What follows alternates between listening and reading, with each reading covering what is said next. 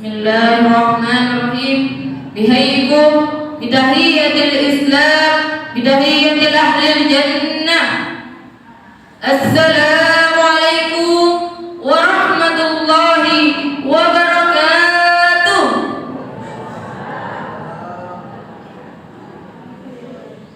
Alhamdulillahi rabbil alamin. Wassalatu wassalamu ala rasulillah wa ala alihi washabihi ajmain. Amma ba'd. Pertama-tama marilah kita panjatkan puja serta puji syukur atas kehadirat Allah Subhanahu wa taala. Karena Dialah Tuhan yang telah menciptakan langit tanpa tiang, bintang-bintang berterbangan tanpa sayap, angin-angin berhembusan tanpa warna. Dan Dialah Allah Azza wa Jalla Maha Perkasa. Dialah Allah Malik Yaumiddin, pemilik hari pembalasan. Dialah Allah Malikin Nas, rajanya manusia. Dialah Allah Ilahin Nas, sembahannya manusia. Dialah Allah Rabbil Alamin, Tuhan semesta alam. Dan Dialah Allah yang memiliki gelar Ahsanul Khaliqin, sebaik-baik pencipta. Dan Dialah Tuhan yang telah memberikan kita beribu-ribu nikmat sehingga kita tidak bisa menghitungnya. Andaikan dedaunan-dedaunan dijadikan kertas, ranting-ranting dijadikan pena, air di lautan dijadikan tinta, sungguh ini tidak cukup untuk menghitung semua nikmat Allah.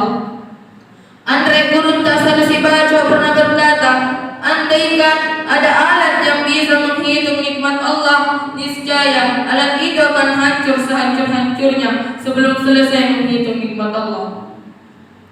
Tanpa nikmat Allah, bagaimana mata kita bisa melihat, bagaimana tangan kita bisa bergerak, bagaimana mulut kita bisa bicara, dan bagaimana kita bisa berkumpul di tempat yang insya Allah mubarak ini.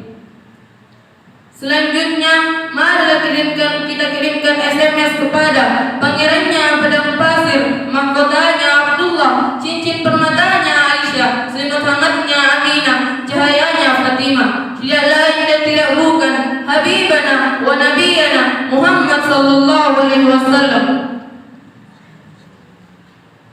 SMS yang saya maksud tadi bukan SMS yang ada di handphone, tetapi selawat menyertai salam. Kenapa kita harus berselawat kepada Nabi? Karena adalah Nabi yang telah menggulung pikar-pikar kemunafikan dan menebarkan permadani-permadani keislaman dengan berlafazkan La ilaha illallah Muhammad Rasulullah. Dan Dialah Nabi yang di akhir hayatnya tidak memikirkan dirinya, tidak memikirkan harta-hartanya, tidak memikirkan orang tuanya, tidak memikirkan istri-istrinya, tidak memikirkan anak cucunya, melainkan dia memikirkan umatnya dengan menyebut ummati, ummati, ummati. Dan Dialah Nabi yang telah membawa kita dari zaman gelap gulita menuju zaman yang terang menderang. Orang Arab mengatakan minaz zulumati ilan nur aw ila siratal mustaqim. Kalau orang Inggris mengatakan from the darkness to the lightness. Ako ini tauhi makada pelalalang mapetangin makalalang macakaya. Insyaallah berdirinya saya di sini ingin membawakan dakwah Islamiyah yang berjudul Kesahan Allah Subhanahu wa taala. Islam mengajarkan kepada kita tentang kesahan Allah Subhanahu wa taala, menyamakan Allah dengan yang lain termasuk suatu dosa yang besar. Allah adalah Esa, tidak berbilang dan tidak bisa dipisah-pisahkan ke dalam banyak pribadi karena akan bertentangan dengan sifatnya yaitu wahdaniyah. Allah tidak beristri, tidak beranak, dan tidak pula diperanakkan, dan tidak ada yang bisa menyamainya dari segi apapun. Sebagaimana firman Allah dalam surah Al-Ikhlas yang berbunyi, Bismillahirrahmanirrahim. Lam yalid wa lam yulad wa lam yakul lahu kufuwan ahad. Yang artinya dia tidak beranak dan dia pula diperanakkan dan tidak ada yang setara dengan dia. Quran surah Al-Ikhlas ayat 3 sampai 4. Masyaallah muslimin rahimakumullah. Allah yang telah menciptakan semua yang ada di muka bumi ini maupun yang gaib seperti malaikat, jin, ruh, setan maupun yang zahir seperti gunung, kayu, batu atau semacamnya yang ada di alam semesta ini. Dan kita harus menyembah Allah Subhanahu wa taala karena Dia yang telah menciptakan kita.